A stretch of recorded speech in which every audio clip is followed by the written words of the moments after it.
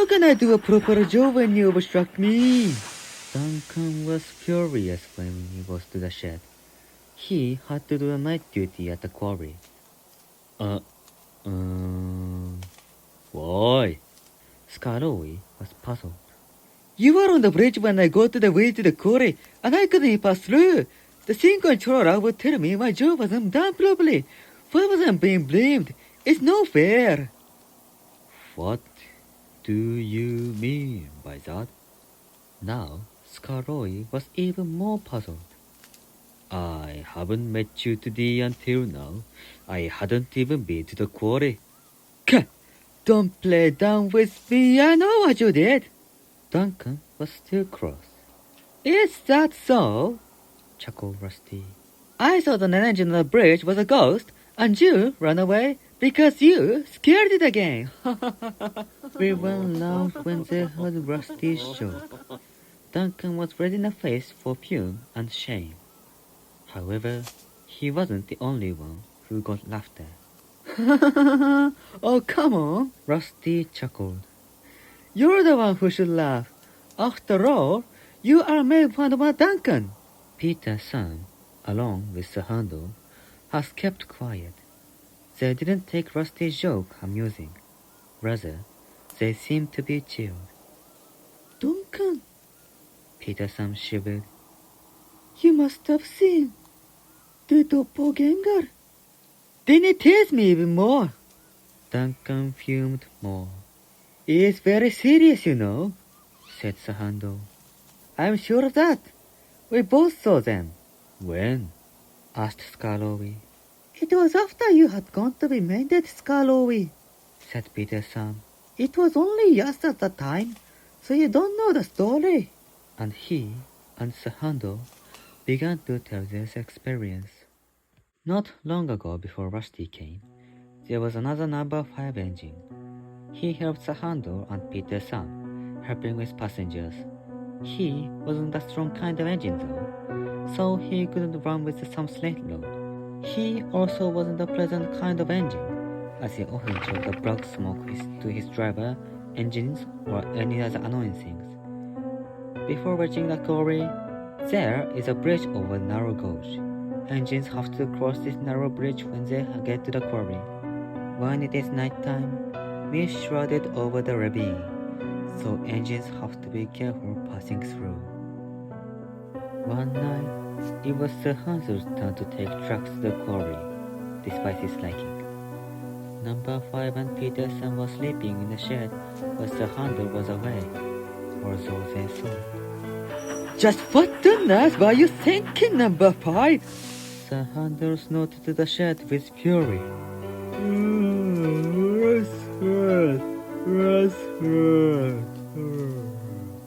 Number 5 asked rudely.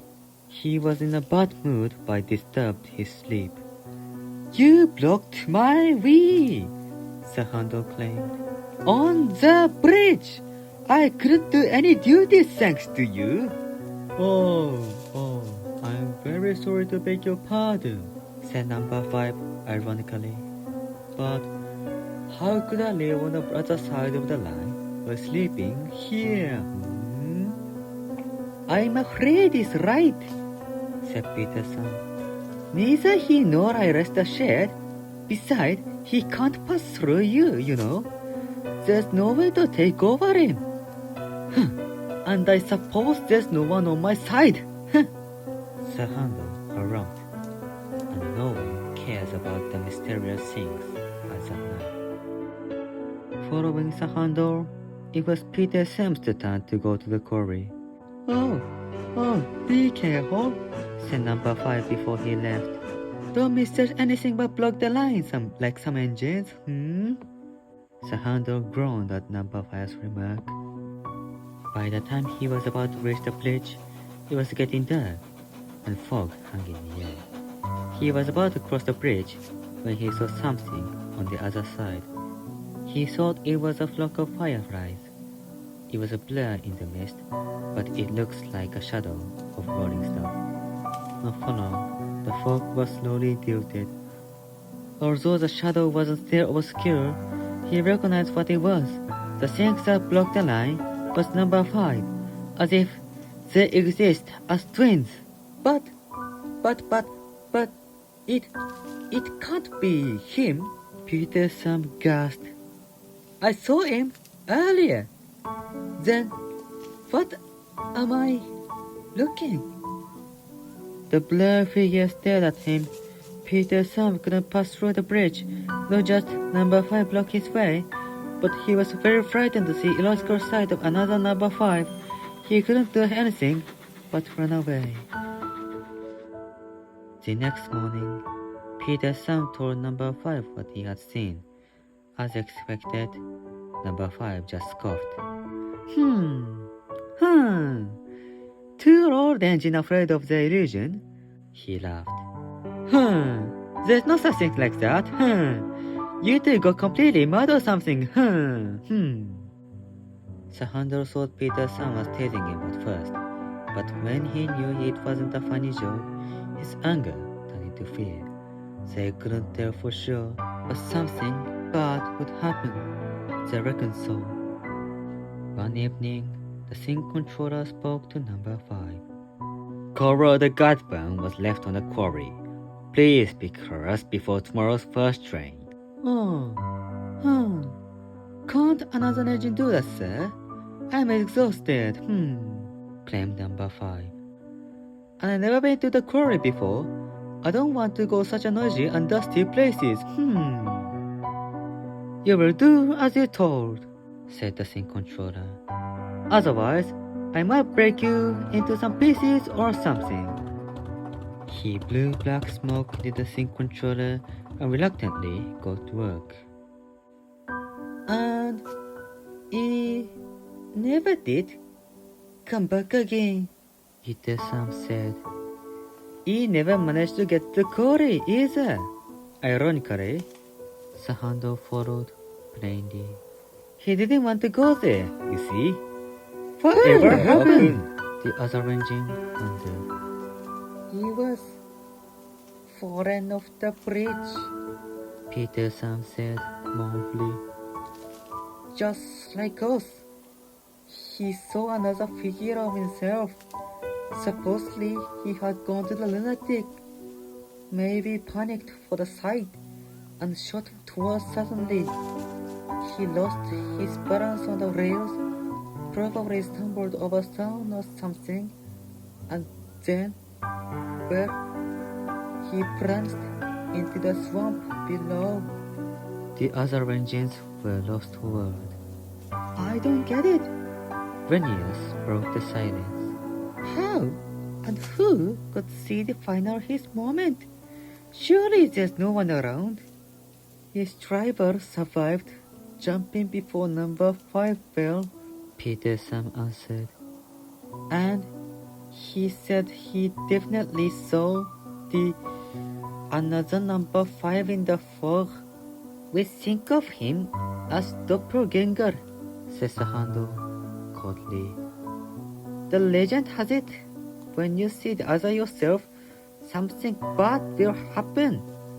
Number 5 had just seen that. The shed was still silent. It was Duncan who broke it. You are just kidding me. It was just a ridiculous story.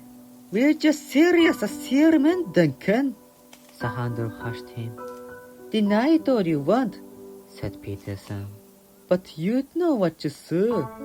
As for you, Skarloey, be careful. Something bad might happen if you seen it. Skarloey couldn't say anything. He felt uncomfortable to think another him roaming around.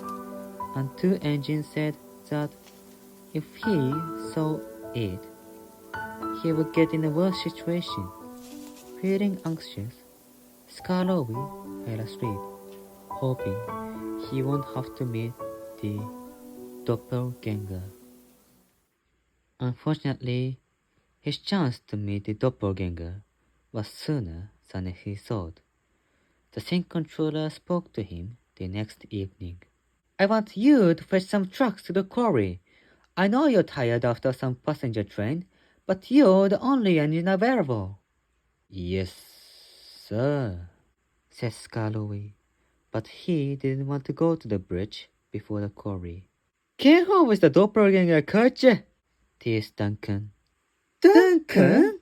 The Handel and Peter Sam scolded Duncan, who was taken back. Can't another engine go, sir? Asked Peter Sam. Should I go, sir, or the Handel, or any other engines? You are already out of order today, and you have tomorrow's first train to board, said the sync controller. What on earth are you concerned about anyway? It's all right, Peter Sam, said Skarloey. Really useful engine doesn't complain. I will go as long as I'm ready, sir. With the anxious sight of the other engines, Skarloey puffed away, reluctantly. Sun went down and the dark fell soon. Skarloey was on his way to the quarry. Like that night mentioned, the fog was shrouded. The thicker it became, the uneasier he felt.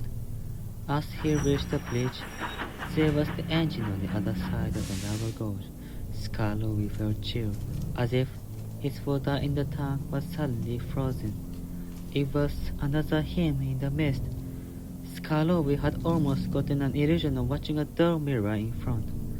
As the fog cleared, he could recognize his shadow had no emotion, just staring towards Skarloey. Neither would speak, so did his crew, breathtaking what they had seen. Hello? At last, Skarloey broke his silence. Are you Doppelgänger that Peter Sam told? The another him said nothing. He was still stared at Skarloey.